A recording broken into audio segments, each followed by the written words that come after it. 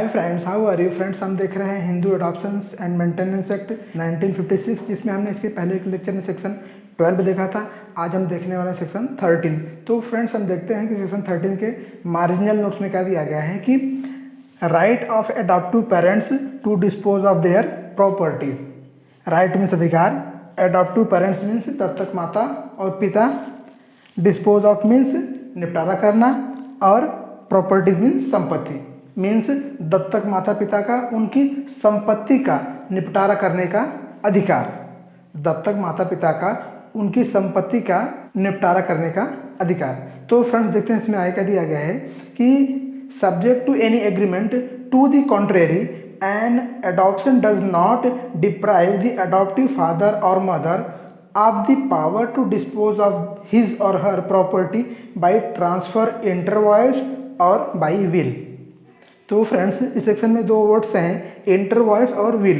तो देखते हैं कि इंटरवॉइस मीन्स क्या होता है और विल मीन्स क्या होता है। ठीक है, जो पहला वर्ड है इंटरवॉइस और जो दूसरा वर्ड है विल। ठीक है, तो इंटरवॉइस मीन्स होता है transfer between living persons, means दो जीवित व्यक्तियों के बीच प्रॉपर्टी का हस्तांतरण। इंटरवॉइस में क्या होता है कि जो व्यक्ति उसकी प्रॉपर्टी का हस्तांतरण कर रहा है उसके जीवन काल में ही उस संपत्ति का हस्तांतरण हो जाता है जिस संपत्ति को वह हस्तांतरण करना चाहता है। अगर फ्रेंड्स हम ट्रांसफर इंटरवॉइस के एग्जाम्पल की बात करें तो जो सेल डीड होता है, जो गिफ्ट डीड होता है, ठीक है, ये सभी ट्रांसफर इंटरवॉइस में आते हैं। किसी प्रॉपर्टी को सेल आउट करना, किसी प्रॉपर्टी को गिफ्ट करना, ये जो है ट्रांसफर इंटरवॉइस में आते हैं। इसमें क्या होता है कि एक जीवित व्यक्ति दूसरे जीवित व्यक्ति को प्रॉपर्टी ट्रांसफर करता है, उसकी संपत्ति का हस्तांतरण करता है। और फ्रेंड्स जो दूसरा वर्ड है विल, इसे हिंदी में बोलेंगे इच्छा पत्र। इसे हिंदी में क्या बोलेंगे? इच्छा पत्र। और ये जो है टेस्टामेंट्री ट्रांसफर के अंतर्गत आता है। कौन से ट्रांसफर के अंतर्गत? Testamentary transfer. तो फ्रेंड्स टेस्टामेंट्री ट्रांसफर क्या होता है कि transfer of the property that occurs after person's death in accordance with his or her will। तो टेस्टामेंट्री ट्रांसफर में क्या होता है कि जो ट्रांसफरर है उसकी प्रॉपर्टी उसकी मृत्यु के बाद ट्रांसफर होती है। मीन्स उसके जीवन काल में वह प्रॉपर्टी ट्रांसफर नहीं होगी, उसकी मृत्यु के बाद जो प्रॉपर्टी वो ट्रांसफर करना चाहता है वह उसकी मृत्यु के बाद ट्रांसफर होगी। तो इसे बोलते हैं टेस्टामेंट्री ट्रांसफर। तो ट्रांसफर इंटरवॉइस में क्या होता है कि जो ट्रांजैक्शन है वो बिटवीन टू लिविंग पर्सन होता है, और जो ट्रांसफरर है उसके लाइफ टाइम में, उसके जीवन काल में ही प्रॉपर्टी जो है वो अदर पर्सन को, दूसरे पर्सन को जिसको ट्रांसफर करना चाहता है उसको ट्रांसफर हो जाती है, उसको हस्तांतरित हो जाती है। लेकिन टेस्टामेंट्री ट्रांसफर में जो ट्रांसफरर है उसकी मृत्यु के बाद प्रॉपर्टी जो है वो ट्रांसफरी को ट्रांसफर होती है। जिसको वह प्रॉपर्टी ट्रांसफर करना चाहता है उसको उसकी मृत्यु के बाद वो प्रॉपर्टी जो है वो हस्तांतरित होती है, ट्रांसफर होती है। तो फ्रेंड्स हमारे मेन पॉइंट पे आते हैं और देखते हैं सेक्शन 13। तो फ्रेंड्स में क्या दिया गया है कि subject to any agreement to the contrary an adoption does not deprive the adoptive father और mother of the power to dispose of his और her property by transfer, inter vivos और बाय विल। मीन्स दत्तक की वजह से, adoption की वजह से जो दत्तक माता पिता हैं उनकी संपत्ति का डिस्पोज ऑफ करने का, उनकी संपत्ति का निपटारा करने का जो अधिकार है वह खत्म नहीं होता। एडॉप्शन के द्वारा, दत्तक के द्वारा जो दत्तक माता पिता हैं उनको उनकी संपत्ति का निपटारा करने का जो अधिकार है उससे वंचित नहीं किया जा सकता।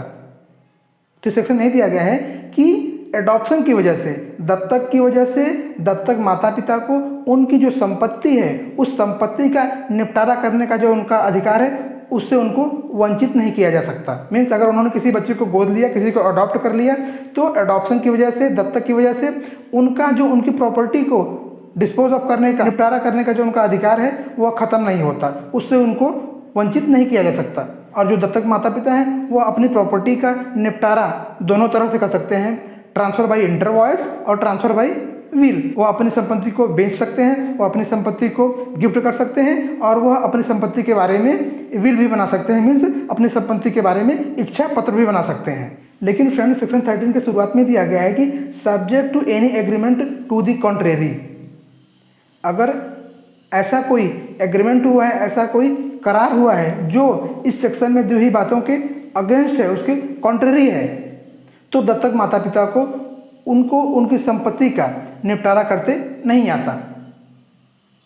अगर दत्तक लेते समय दत्तक माता पिता ने ऐसा कोई करार किया है जिसके द्वारा उन्होंने उनकी संपत्ति का निपटारा करने का जो उनका अधिकार था उसको उन्होंने छोड़ दिया, तो फिर भले ही सेक्शन में दिया गया है कि वो अपनी संपत्ति का निपटारा कर सकते हैं, लेकिन अगर उन्होंने ऐसा कोई एग्रीमेंट कर लिया किसी बच्चे को गोद लेते समय कि वो अपनी संपत्ति का निपटारा नहीं करेंगे, वे अपनी संपत्ति को बेचेंगे नहीं, वे अपनी संपत्ति को गिफ्ट नहीं करेंगे, या फिर वे अपनी संपत्ति के बारे में कोई विल नहीं बनाएंगे, अगर ऐसा उन्होंने कोई एग्रीमेंट किया तो फिर उनको उनकी संपत्ति को बेचने का, सेल करने का या फिर गिफ्ट करने का जो अधिकार है वो ख़त्म हो जाता है। मीन्स तब वो अपनी प्रॉपर्टी का निपटारा नहीं कर सकते। तो फ्रेंड्स, इसको हम एक एग्जाम्पल द्वारा समझते हैं कि सपोज ए और बी है, ठीक है, और इनकी एक कोई प्रॉपर्टी है, कोई ज़मीन है, ठीक है। तो ए और बी जो है इनको इनकी प्रॉपर्टी को डिस्पोज करने का पूरा अधिकार है। ए और बी इनकी जो प्रॉपर्टी इसको सेल आउट कर सकते हैं, इसको गिफ्ट कर सकते हैं, इसके बारे में विल बना सकते हैं, ठीक है।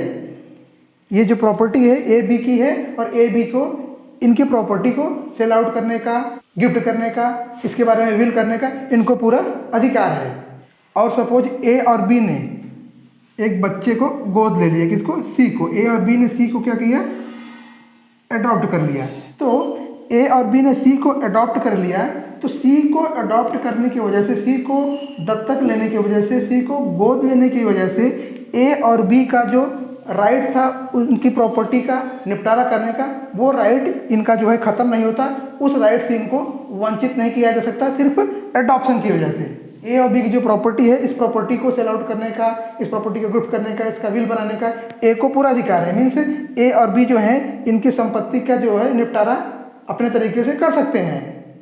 तो सिर्फ गोद लेने की वजह से कि ए और बी ने सी को गोद ले लिया, ए और बी का सी जो है अडॉप्टिव सन हो गया, या फिर ए और बी का सी जो है अडॉप्टिव डॉटर हो गई, इसकी वजह से, सिर्फ अडॉप्शन की वजह से ए और बी का जो अधिकार था उनकी प्रॉपर्टी का डिस्पोजल करने का, वो अधिकार जो है ख़त्म नहीं होता है। ए और बी को उनकी प्रॉपर्टी को डिस्पोज करने से वंचित नहीं किया जा सकता सिर्फ अडॉप्शन की वजह से कि ए और बी ने सी को अडॉप्ट कर लिया, इसकी वजह से इनका जो है राइट वायोलेट नहीं हो रहा है, इसकी वजह से इनका जो अधिकार है इनकी प्रॉपर्टी को डिस्पोज ऑफ करने के, इनकी प्रॉपर्टी का निपटारा करने का, उससे ए बी को वंचित नहीं किया जा सकता। लेकिन अगर सी को गोद लेते समय ए और बी ने ऐसा कोई एग्रीमेंट बनाया, ए और बी ने ऐसा कोई